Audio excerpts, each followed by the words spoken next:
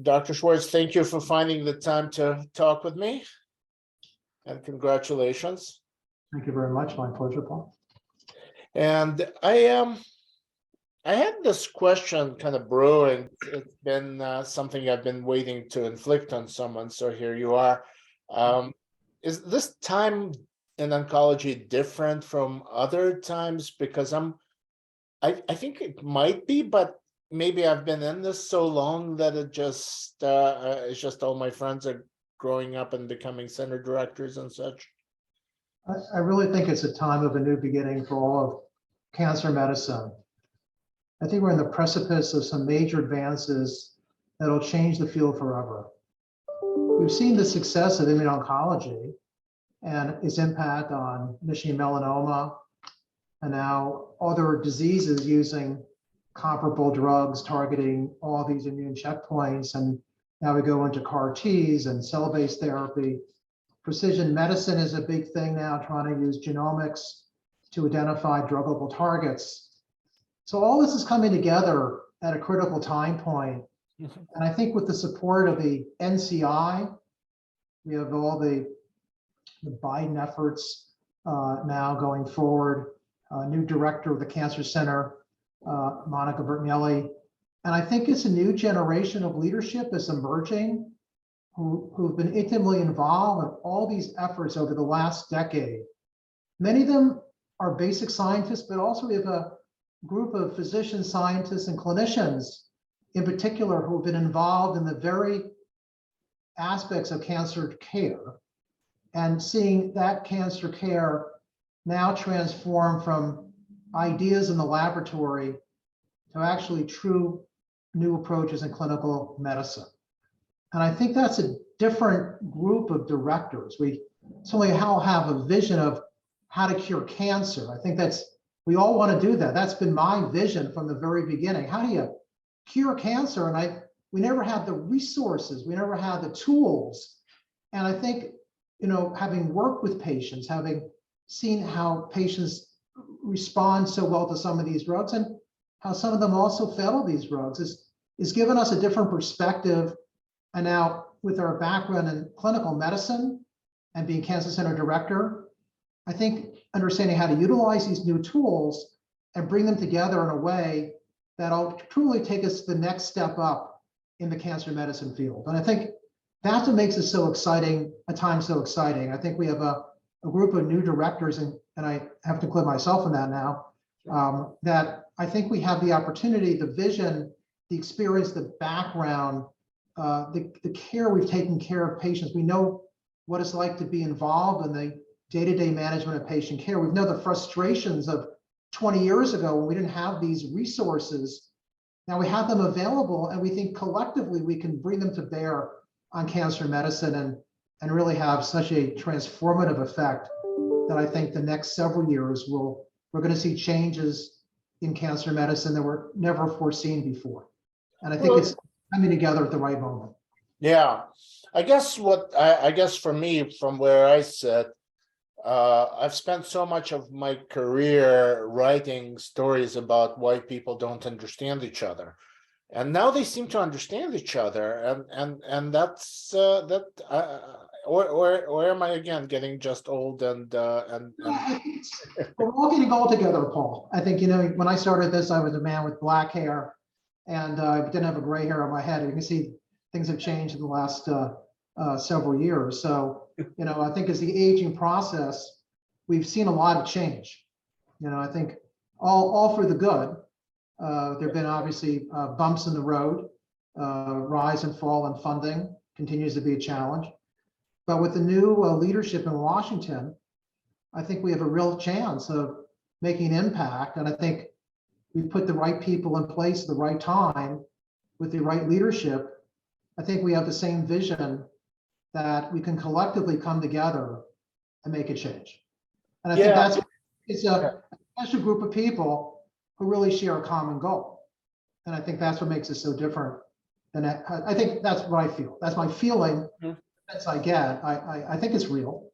I hope it's real. And I think we'll have to see how it evolves. But to me, that's what makes this time so special.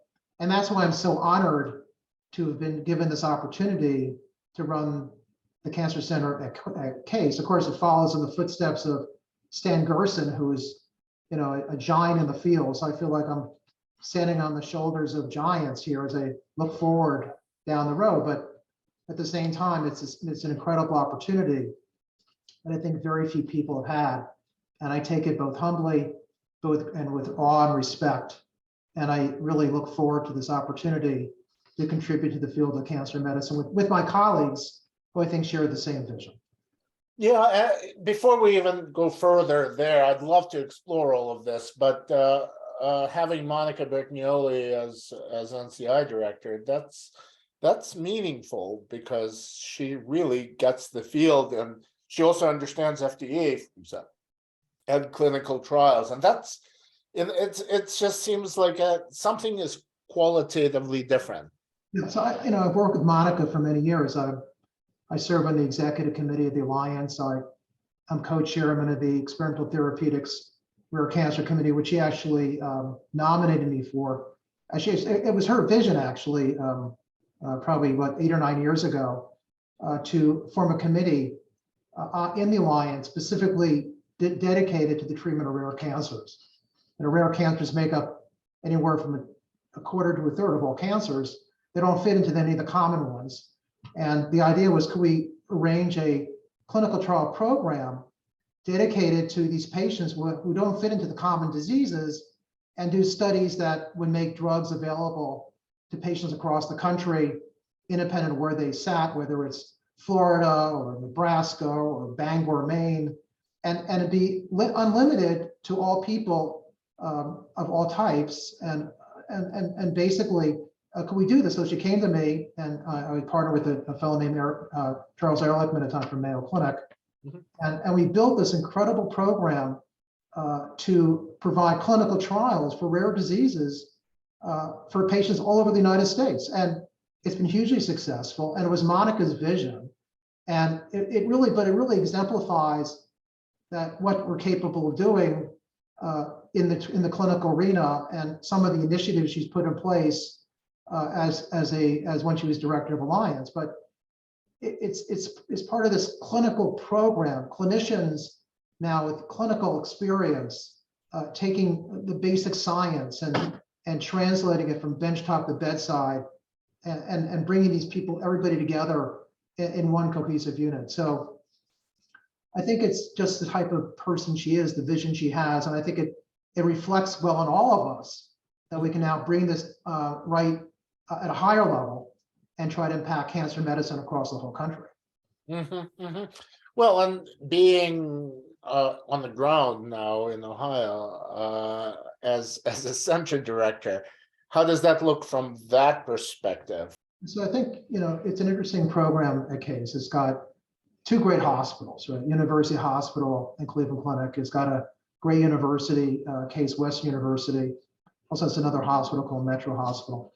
So I think collectively, this is an incredible bastion of creativity, of great science, a place of great clinical care. I think one of the things we'll be working on is how to do this, how we can make bigger impact on the area of translational medicine. How can we more enable the translation of preclinical discovery into clinical care?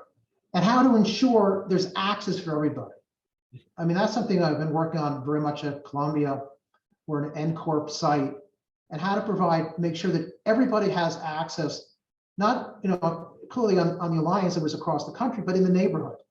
Mm-hmm. How does your local neighborhood, how do you make them aware of what you're doing clinically? How do you engage in the neighborhood to provide them the care that they deserve? Because everybody deserves great cancer care. Okay, it should be denied. Nobody should be denied the ability to get the best in cancer medicine wherever they sit. The problem is, how do you make people aware of what you can do? How do you make sure they feel safe in the environment they're going to come to? How do you create a trust with the neighborhood and people in the neighborhood, from underrepresented minorities who constitute a big part of Cleveland? How do you make the community feel that they're going to come to a safe environment that has their best interest in heart, and they're going to give them the best care with the latest advances in cancer medicine. And that's the goal of the Cancer Center Director. That's one of my initiatives, how to make that happen effectively in Cleveland. Now, it's already happening. They got resources in place. We have to build on those and expand it to ensure that type of access continues to grow and develop. And to make that successful, you have to have great science, and you have to have people who can move from the benchtop to the bedside and have great clinical trials that'll excite people enough to want to come to the cancer centers for the clinical research we offer. I'm sorry to be asking more of these meta questions. I don't usually do this. I don't know what's gotten into me, but are you seeing a convergence of community oncology and academic oncology? Is it converging, and if so, how? Or is convergence even the right word? I don't know if that maybe that's a good word. Case, for example, sits in a community, right? I think the cancer center should be the center of the community. That's how I look at the cancer center, not just for cancer therapy, but for even prevention. It should be a source of the whole continuum of patient care, from the beginning of life to, maybe death, the whole process. I mean, cancer is part of that. I mean, how do you prevent cancer in children? How do you take care of kids? We're talking about adults, but children get cancer as well. How do we deal with that? How do we create an environment where people come together and see what we're trying to do in a collective fashion? So the cancer center should be the hub of the community. Who else is going to talk about diabetes and obesity as cause of cancer? Right, that's a community issue, right? That's in the community. Wellness and health, diet, how to instruct, how to educate, how to teach, right? So who's going to take responsibility for that? To me, that's the responsibility of the cancer center. We have to be involved in all aspects of health, not just in the treatment of patients, not just in end-of-life care, but in care throughout the continuum of the patient's life. Because ultimately, the only way to cure cancer, I think, now we can have new drugs and things like that, is prevention. And prevention means intervention at the earliest stages of a person's development. We have to educate, we have to reculture, we have to teach people how to eat better, how to exercise, how to diet, how to watch for environmental factors that may cause cancer, how to impact on that, how to create healthcare policies around that. That's what a cancer center should be involved with. That's what a cancer center director, I think, should be doing. That's what I want to be involved in. I think we can do it. Now is the time to do it. Yeah. Community, I think the cancer center should be the very central of the community. Yes, it brings in everybody, physicians, healthcare workers, nurses, the patients, the community, the leaders of the religious leaders. We all have to work together. And the cancer center should be the very center where all this happens. I can't imagine where else it can take place, but this is the opportunity we have to make it work. So basically what you're really saying is it's more than a clinic. It's more than a practice. It's more than a clinic. It's a whole healthcare experience. And who can lead that better than the cancer center? Because everything we do in life, it could impact the development of cancer. So we should be intervening. We should be doing discovery and examining what are the healthcare factors that cause cancer. We know some of them: obesity, smoking, drinking. So who's going to intervene? Who's going to educate? Who's going to help? Also, doesn't Case have a massive footprint in terms of cancer care? For example, I think, didn't they see that it's 70% of new cases in Ohio, in your catchment area of Ohio, is Case? That's kind of huge. Right, we have a huge catchment area, and we're very much engaged in outreach to the community. And that's more than 70%. 70% is a lot of people of new cases. Well, listen, it's a small city, a lot of people in a city. It's we want to hear them. We want to make sure they feel welcome to the community. We want to welcome the community. We want to welcome them into the center, and we want to give them the best cancer care possible. But it's like I said, it's just not when you have cancer. I think the cancer center should be involved before people even have cancer, before they are aware there's cancer. How do you prevent cancer? How do you get involved? I think if you look at Monica's, some of her directives, one of the big things is going to be cancer prevention. It's a lot cheaper preventing cancer than treating it. You know? Mm-hmm. No, that's truly important. What about Case? How is it different from all the cancer centers? You know, they're all, every single one of them is different from another. What is Case? I mean, well, Case is for not just one. It's a consortium, right? So it's got two hospitals, got great cancer medicine, it's got exceptional university with a medical school that's now run by Stan Gerson. So I think, you know, Case is all of Cleveland. It represents the whole cancer consortium of Cleveland and the environment. It's got great science, as I said before. It's got a great clinical program and clinical leaders. So Case is cancer medicine in Cleveland, as I see it. It's the whole spectrum of what we call cancer therapeutics and cancer intervention and cancer prevention and cancer health. And I think the Case Cancer Center, Comprehensive Cancer Center encompasses all of that. That's the answer to the question. It's a broad word, but I mean, it's an umbrella for everything we do in cancer medicine in Cleveland and the environment, in the neighborhoods. It's a community-based approach that brings people in to provide them cancer care wherever they may be in the Cleveland community. Mm-hmm, mm-hmm. How did you decide to take this job? I suspect you're a lifelong New Yorker. Oh, that's a good question. Well, I was at Memorial Sun County for 23 years. I came to Columbia really this is actually be my 10th year at Columbia. And it was really to build a cancer program. When I got here at Columbia, we had 5 clinical trials. Now we have over 300 clinical trials. We built great clinical programs and built a phase 1 program, recruited some of the top clinicians in the country to join me here in this mission of really delivering great cancer care to northern Manhattan. Very different environment than Memorial Sun County, as you can imagine. And out here I look out on bodegas and a different middle income community, very nice, very great group of people, but clearly different background. And it was a different approach how to bring great care to this community. And then after about 9 years, I just, you get to a certain point in your life and say, well, maybe there's something bigger I can do. Maybe something I can expand my vision, not just to northern Manhattan, but to a whole community, a whole city, even a whole state, and impact patient care and policy care across the country. And in medicine, at least in cancer, the best way to do that is become a cancer center director. And I have been approached previously for other director positions, but none of them seem to be the right fit.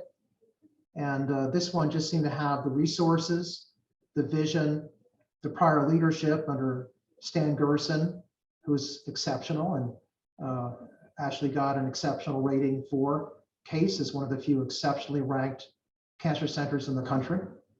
And the people I met there were pretty amazing, and they want to elevate the program even higher with a focus on translational medicine, which is one of my strengths, how to move a concept from the benchtop to the bedside, how to bring the scientists and the clinician together to really drive clinical research, how to improve access is something that's important to me, as I said before. And the clinic and Case wants to work on that as well to improve their participation of members of the underrepresented minorities populations of Cleveland, how to build on that, how to engage the community more effectively, how to work on prevention. All these are the same issues that I focused on when I was at Columbia, the same things I hope to take with me to Cleveland and focus on them at Case. So it was just a right match, Paul. It's hard to explain exactly, but, and listen, for me to leave New York is a pretty big deal. And this is not I'm a New Yorker at heart. My kids live in New York, my brother's in New York. As I said, I've left New York for 4 years of my life, and that was to be an undergraduate at Haverford College in Philadelphia. So that's it. So that's When you ever left New York, people go, yeah, where'd you go? Went to Philly. Like Philadelphia. But I tell you, it was definitely the most challenging part of my decision to take the job at Case. Not Case, that's super, but this idea of leaving New York. But just to show you what the value of this is, how exciting I am, excited about the potential is that I am going to uproot myself from New York. I am going to move to Cleveland. It's a delightful little city. I've spent a couple days there, not a lot, but nice neighborhoods, great restaurants. I got a fantastic symphony.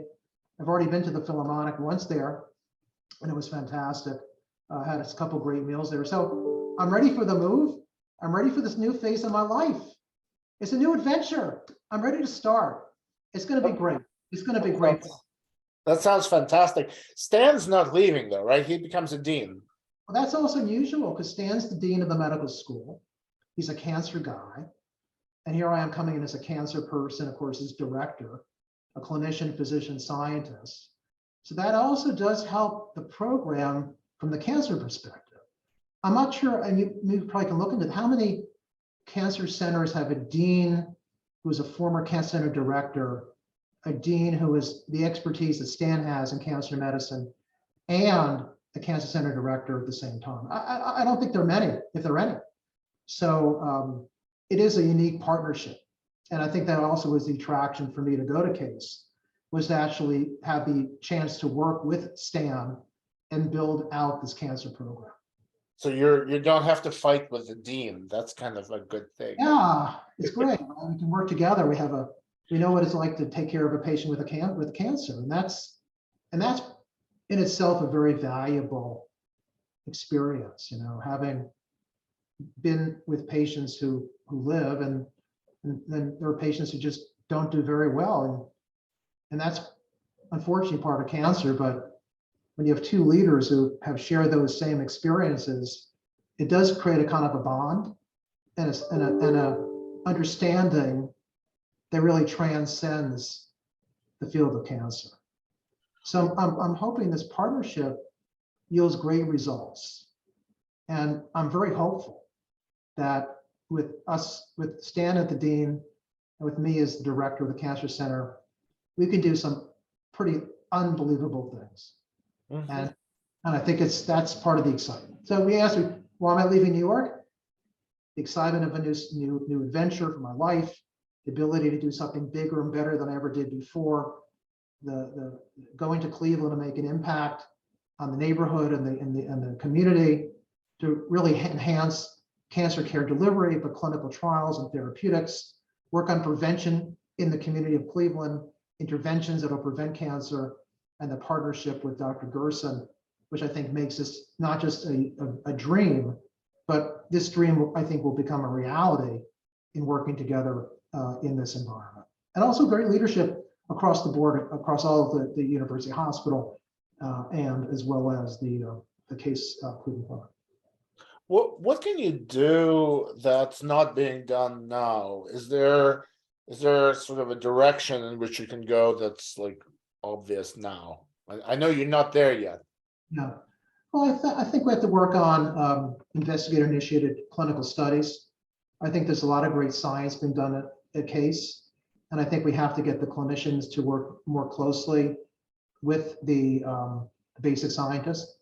I think there has to be also integration. How do you get two great hospitals, University Hospital and Case Cleveland Clinic? How do you get them to work together? I mean, the potential for two cancer centers, you have Seidman and you have Tosic, the clinic versus the university. I mean, how do you merge them into one? And that's actually one of the objectives, and that's one of the parts of the mission.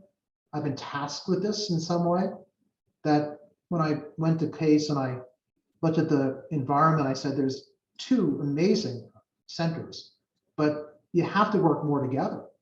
You have to come together under one umbrella and really figure there's a common goal here. So rather than compete, let's work together and make things happen across all of Cleveland and the country. So part of the overall goal here is to how to bring these two institutions closer together. And I think cancer itself is a way to do it. And if we can't succeed in cancer, I'm not sure we can succeed in anything. But I think cancer can be the example of how in cancer medicine, how these two great institutions can become unified under the Case Comprehensive Cancer Center. And that's maybe the biggest challenge from a strategic point of view, but I think it's very doable. And the leadership at both the clinic and a university hospital feel this is what they want to do. There's a real passion and a desire to integrate more than was ever before. And I think that's the challenge when you have a major cancer center. I mean, at Columbia, it's 2 universities and 1 hospital, right? So you have 2 universities compete, and at Case, it's 2 hospitals and 1 university. So it's a little bit of a flip. But I've worked in an environment where we've had 2 universities competing in 1 hospital. So I think I can negotiate this well enough to hopefully bring it together. I have experience in working with 2 different systems and trying to figure how to bring them into a collegial fashion. Some of that involves consensus building, discussions, and listening carefully. And I think those are some of my strengths. So I'm hopeful that I can help do this within the Cleveland community as well, because I think it's important for the Cancer Center. I think we all win in the end, having 1 strong program within 1 cancer center rather than 2 separate programs that are competing for the same patient population. Fascinating. What about programs? Anything they're not doing that you want to do? Sarcoma, for example, maybe. I think there's a lot of great things going on. I have to learn more about them. I think cell therapy is growing at Case. They have a GMP facility there. They're expanding that. Genomics have a great immuno-oncology program. Tim Chan is there, and others. So I think I'm already having discussions, and I'm taking some trips back and forth to Case just to meet the leadership and the different programs. So when I get there, I'm really hitting the floor running rather than trying to catch up. There's not a lot of time before the grant renewals due. It's April 2024. So we have to start writing very soon, anticipating the renewal coming up. They got that exceptional ranking, which gave them 2 extra years, and that's about to come to an end. And what's that? April 2024 is the due date for the next. Yeah. So, the bar is set high, Paul. It's set high, but that's why it's a challenge. But I think it's something that I understand and will work hard towards achieving that goal. Now, listen, everybody wants an exceptional. There's not a cancer director in the country that doesn't want to walk away with an exceptional. So we'll try our best, and I will give it all my all. There's a lot to do, but I think the pieces are all there. I think Stan has certainly established a strong program, and now can we build upon it? Can we expand it? There's not one specific weakness I can think offhand, but I think collectively we can increase the quality of the clinical research efforts, improve our clinical trial program, and improve access from the community into the program, and really build out even further the prevention programs and the engagement with the community to improve as much as we can on the access to our clinical studies. It's also kind of fascinating, and this is just baseball statistics, probably meaningless, but the 2 cancer center directors in Ohio are sarcoma guys now. Right? That's pretty unusual, I have to say. Yeah. It's pretty unusual, and it does lead to opportunities. As you said, my background has been sarcoma, obviously, division chief at Memorial for the melanoma sarcoma program. Actually, was the first one Memorial Sloan Kettering ever had. It was an amazing time to be involved in melanoma as well, which is still one of my side. I sort of kind of put that a little bit on the back burner when I got to Columbia, but I've been involved in melanoma research as well. As an editor at JCO, actually, most of my focus is reviewing papers on melanoma, more so than sarcoma. So I've kept up a good relationship with the melanoma community, and hope to continue some of that work at Case. But sarcoma is my bread and butter. It's my true love and passion. It's one of those rare diseases that I really think we need to find more funding for, and really gear people into it. So.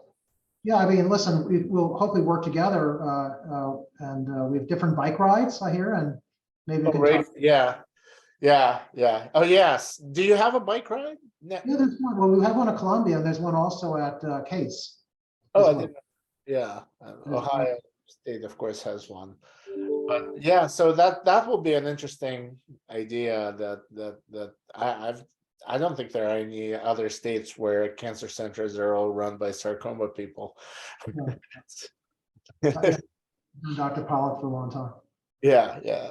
Is there anything that you worry about as a center director, especially, for example, I think, like, what could be the impact of something like the multi cancer detection panels, for example, those tests, they could just change everything maybe in good direction, maybe bad. Blood tests for early detection of cancer. Yeah. I think that's part of the hope, though. I don't think any of these are going to be bad. I think they're going to just change how we think about cancer medicine. No, I'm more worried about, for example, people doing those tests, and then, oh, I have one of 50 kinds of cancers, and please give me a CT, and then you've just basically quadrupled the U.S. spending on medicine. Yeah, I think that's good. How to utilize those tests in an effective fashion is a great question. How to not abuse them, and how to not to frighten patients who get a test result that may alert them to cancer. How sensitive these tests are to pick it, and what happens if you have a false positive, falsely positive, and how do you handle that? So there's a lot we have to learn about these tests, and we've had lots of discussions about them. When are they actually safe to introduce, and when is the sensitivity so good that you really have a real result, not a false negative result, or how to evolve the false positive? So yeah, I think these are questions that are going to have to be addressed over the coming years. I don't think they're bad things. I think they're ultimately will help patients and help us pick up cancer in the earliest stages. The question, how do you avoid all the unnecessary testing, like you say? And that only will reflect the tests themselves, as they get better and better. I think, technology is amazing, right?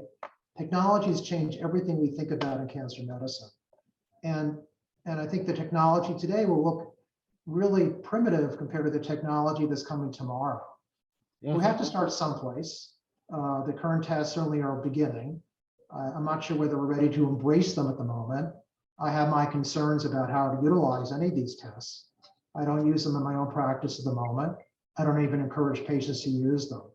But I think a time will come, as the technology improves, that these tests will get better and will provide a different tool for us in terms of cancer detection. Because I think detecting cancer at the earliest stages possible still leads to the highest rate of cure.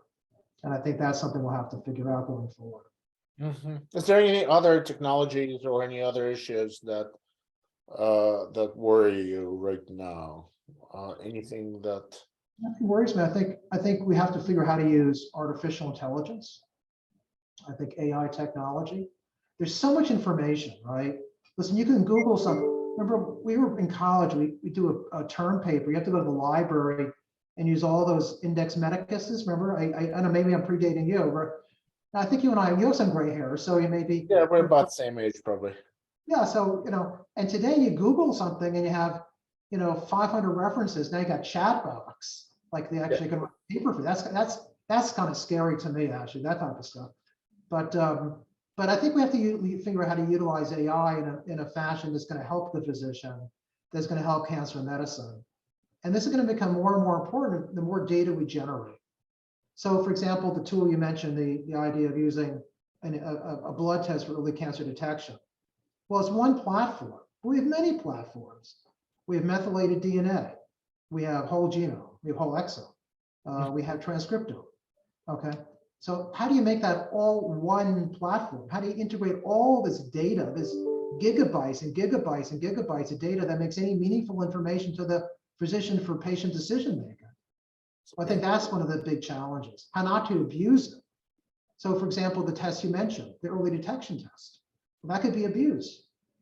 There's this, it's promoted as a early detection screen, but there's no like sense of, well, what happens if you have a false positive and who's going to take care of that patient and all the necessary testing. So there's I think a learning curve here, and there's a chance for abuse of some of these tests as it become marketable and they become commercialized.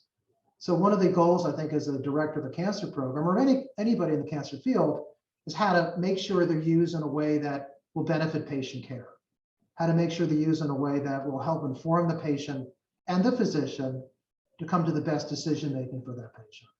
So I think these tools will be valuable, but they have to be utilized in the right way.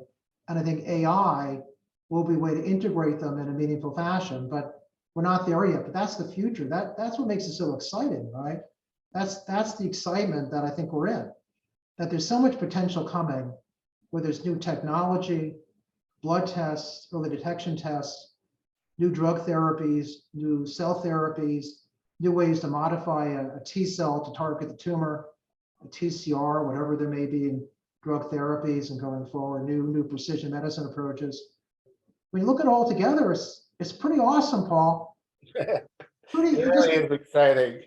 It's almost like, I always give the example, my father, Morton Schwartz, wrote the first paper in 1959 about using blood tests to detect cancer.